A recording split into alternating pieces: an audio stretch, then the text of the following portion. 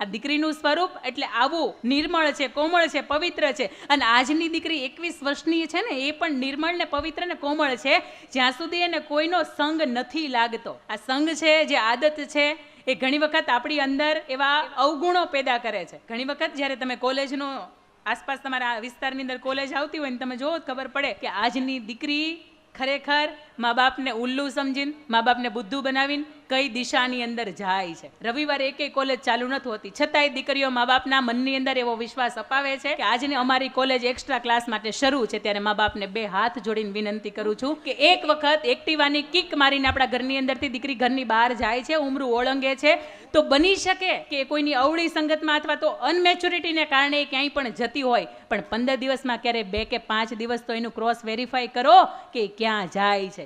એટલા માટે કે 22 વર્ષની ઉંમરે જ્યારે માથું નીચું રાખવાનું થાય ને, ત્યારે તમારું માથું નીચું ન રહે.